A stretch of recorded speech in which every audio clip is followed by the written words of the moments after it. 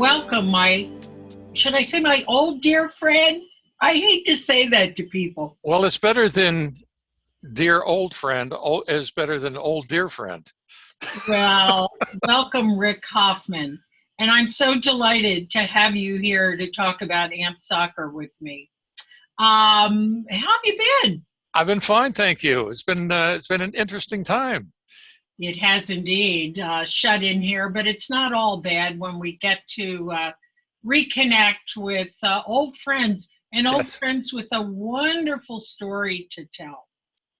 Rick, you've been through this. Talk about the process. I would imagine when you first realize you are going to lose a leg, it must be absolutely devastating. How do you recover from that?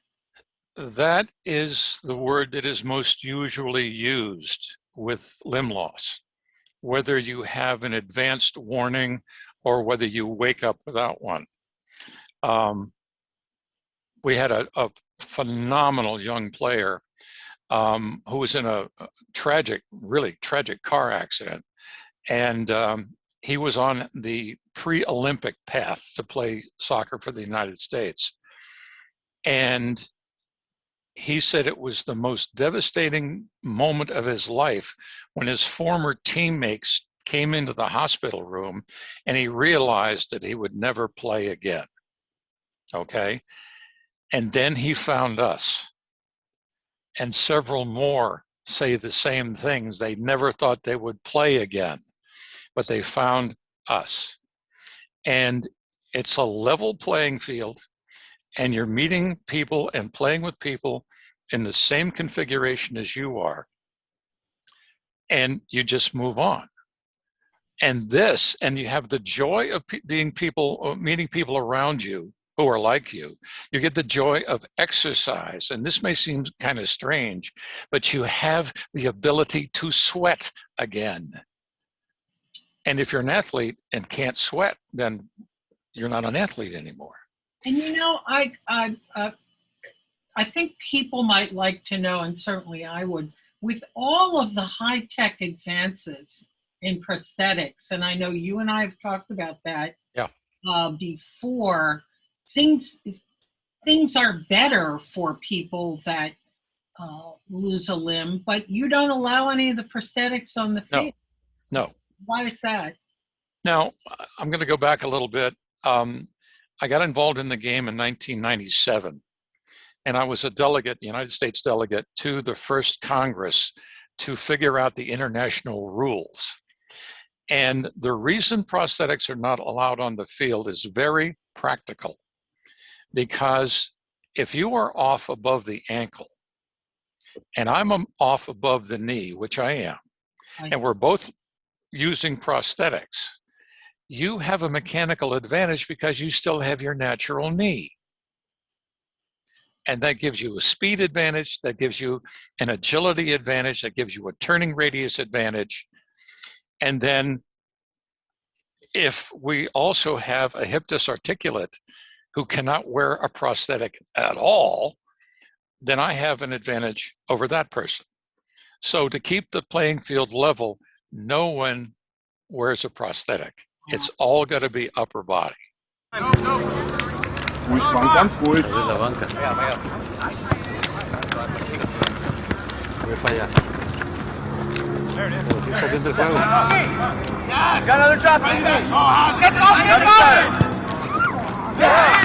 So can you begin by sharing with us the founding of your organization and how you came to be involved? The game has been around since 1982. It was started in Seattle by accident. Our founder, a gentleman by the name of Don Bennett, was watching a driveway basketball game at his house, and he didn't have his leg on. He was on crutches, and the basketball escaped from the game. And rather than letting it drive down or roll down the driveway, he reached up on his crutches and he kicked the ball back. And he had an Oprah moment, and he said, if I can do that with a basketball, I can do that with a soccer ball. So we got together with a bunch of his friends who were skiers, and he said, "Let's do this to stay in shape for the winter's ski season." And it kind of got out of hand, and now the game is in more than 50 countries in the world. Now, you are a Vietnam veteran. I am. Who lost a leg not in Vietnam, but afterward. Yes. But we are living in an age where there are a lot of young former service people who very sadly lost limbs in Iraq and Afghanistan. Yes. We have a senator, Tammy Duckworth, who's a double amputee. Talk about who is playing in the league now and, how that works. Well, around the country, we've got one very strong veteran down in the Houston area. We've got guys who are congenital, that they were born without limbs or without functioning limbs. We've got industrial accidents. We've got vehicle accidents. We've got cancer survivors. So anybody who has been abbreviated, which is a term that I use, which is a lot more gentle, I believe, than amputee. Adaptive athletes, I thought that your players were called. They are adaptive athletes indeed. This game is fast, it's physical, it is real soccer, it is worldwide, and it's our guys play at the elite level on the United States National Amputee Soccer Team. And we are developing regional teams around the country so that there is a way for people who maybe don't have the urge to play on a world stage, but they want to play recreationally locally. We're setting up programs around the country in 8 different cities to allow them to play as well.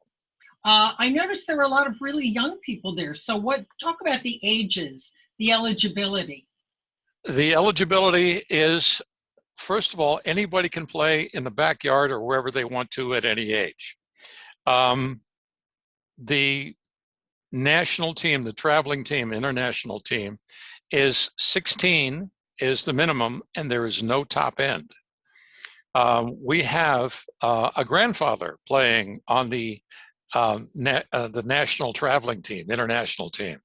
So if you are good, if you want to play, come out, train, and participate. Wow. And how about Delaware? This is a very local Right. little program. Talk about Delaware. Delaware is the official corporate headquarters of American Amputee Soccer. And we have 2 Delawareans who actually made the U.S. national team and have played in the World Cup. One is a defenseman who I recruited right out of the prosthetics office, because I'm very shy about things like that. And the second is a young man from Dover, Delaware, who is, at the time, he was the #1 keeper in the United States. So we've got 2 Delawareans made the U.S. national team, and I don't think there's another state in the union that has more than 2. So we're well represented. Well, we now have the president also here in Delaware. Oh my gosh, Rick. Can you talk about what you've observed and from your own personal story, the grit that it takes for these athletes, and I assume they're men and women?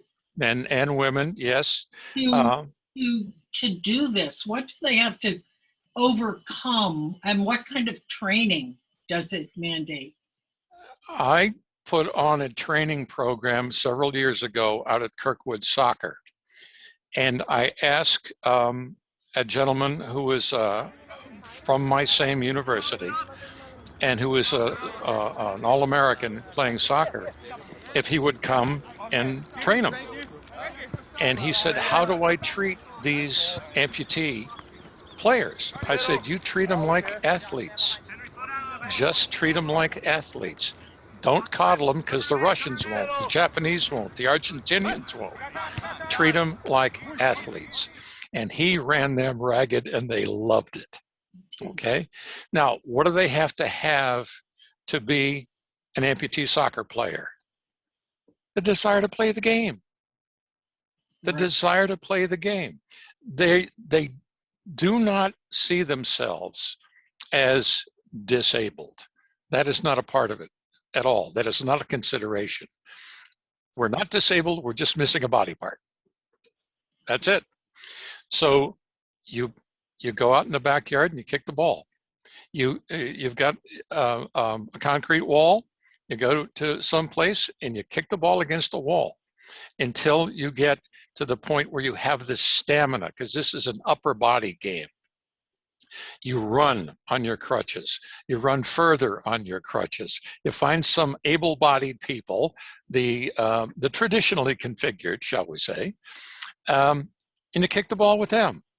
Then you find others who are of like mind, who see you doing this and they want to play too. Bring them in and start playing the game.